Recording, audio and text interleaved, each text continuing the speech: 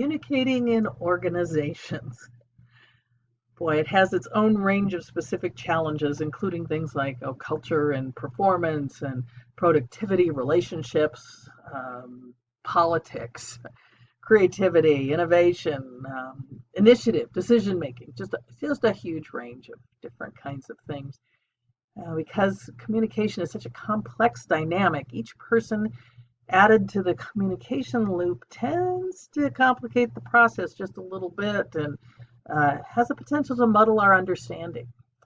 And let me give you an example. For instance, imagine you have a significant other, husband, wife, boyfriend, girlfriend, parent, child, whatever. In that communication with that other person, it's easy, right? No problem. Just communicate. You know them very well. You really care about them a lot. So communication just happens, right? Of course, it doesn't.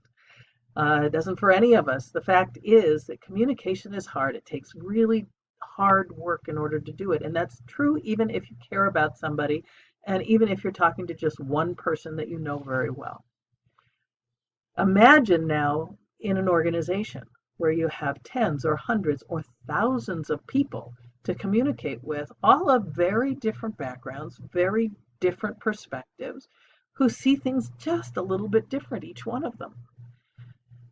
And maybe you don't even care about some of them that much. It's much more difficult now to communicate with them.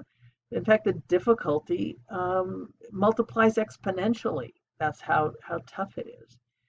So when we go to communicate in an organization, there are some things that we really need to remember. We're going to start here by talking about 4 underlying assumptions, and then we're going to talk about how those underlying assumptions work into some very specific elements of the communication process. The first underlying assumption is how much values and authenticity play into good communications. Each of us communicates for very specific reasons. We may think it has something to do with our mission or our vision or goals or whatever.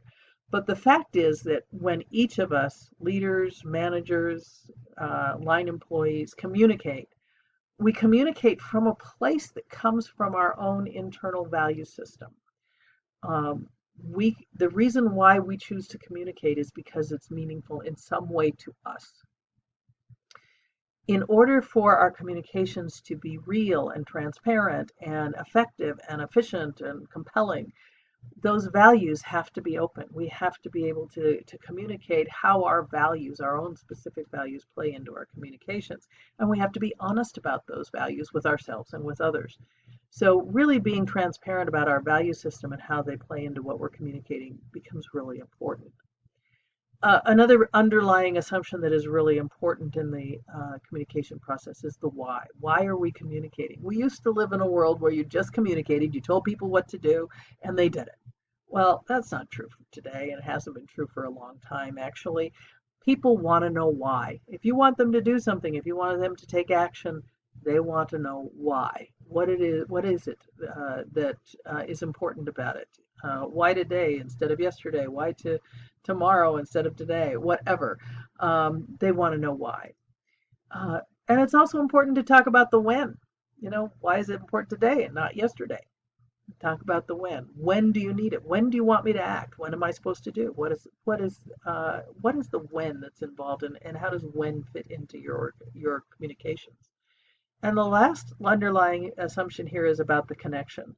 If I'm going to communicate with somebody, there should certainly be a reason why I'm communicating to them. What is the connection between me and them and the message? Why do they need to know?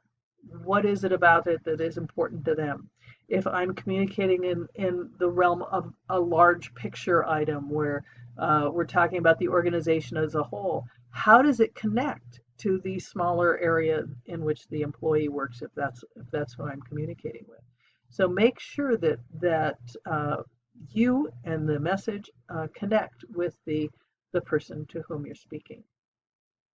We're going to take a look now at the elements of communication and how those 4 underlying assumptions connect to those. The first of our underlying assumptions is about clarity. That's really goes without saying, doesn't it? That we need to have clarity. There's clarity in the strategy. that we're working with. There's clarity in how we communicate. What we need to do is to be very, very clear about what needs to be done. That includes being clear about our values, being honest about our values, and clearly honest about our values, being transparent and clear about the why about the communication. Why does this thing need to be done? When does it need to be done? Be very clear about the connection between you and the message and the person. Being able to ask questions, getting rid of things like jargon and acronyms, so that people really get what it is that you're trying to do. So that you're very clearly communicating all of these important aspects of the message. Our next element is about specificity, and this means that we're we're drilling down to become very clear not only about the message as a whole and what needs to be done, but very specifically about what needs to be done. Okay, so we want you to go out there and make a difference in the world. That's wonderful, but unless I'm very specific about what actions I want you to take to make that difference, I'm probably not going to get the exactly what I was hoping for when I gave you direction. So think about that in terms of once again the values. How does that apply to me? Do my values then and the honesty in which I communicate this very specificity add up? How does that work? What is the why? Very specifically, why are you doing this? Very specifically, when do you need to be doing this? Very specifically, what is the connection? So what we're doing here, as I'm sure you can see, is that we're drilling down into the message. We're getting more and more clear with our specificity. The next aspect or the next element is about positivity. Uh, are you positive about the message? And what this means is that we focus on the opportunities of the message, not the problems. That doesn't mean we don't talk about the problems. The problems are important. Sometimes we have to sell the problem, but that's not where we focus. We launch from the problem into the opportunity. So we have a problem, and that gives us an opportunity to move in this direction. Your messages need to be grounded in hope for the future, that we can indeed make a difference. And again, of course, that needs to connect to the values. It needs to connect to an authenticity and honesty and integrity, that indeed those opportunities are real. We need to know why those opportunities exist and why they should be important to us and when we might have access to them. And of course, the connection between us, the message, the opportunities, and the person. Reflection talks about exactly why this organization. It takes a step back and it takes a look at, is this communication, is what I'm talking about, is this decision right for the organization? The ability to be able to communicate that. Is there a compelling reason for why we're doing this, for why we've made this decision? And once again, that all connects back to our four underlying assumptions. How does it connect to our values? Can we connect that compelling reason to the values? Of course, it has a direct connection to the why. And of course, it also talks about the when and how we're doing this. It also takes a look at the connection and how it connects to each individual in the organization. Our next piece is about accountability.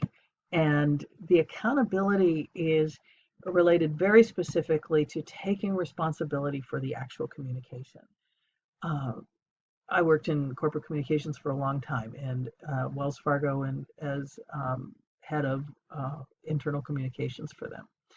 What I learned while I was working there was that there was never a time when we didn't need to communicate. That once we thought we'd communicated too much, it simply meant that it was time to communicate again. So when you communicate, understand that it isn't a one-off deal. Communicating isn't about saying, okay, I got the message out there and now we're done. I expect them to have completed it. That's not the way it works. You communicate, you repeat, you communicate, you repeat, communicate, you repeat. And once again, it all needs to connect to the values, your authenticity, your internal integrity, the why, the when, and the connection to the people that you're talking to. The next piece is the unity, and the unity is really important. The unity is about who we are as an organization. This is focus. The focus of the message is on we, not on I.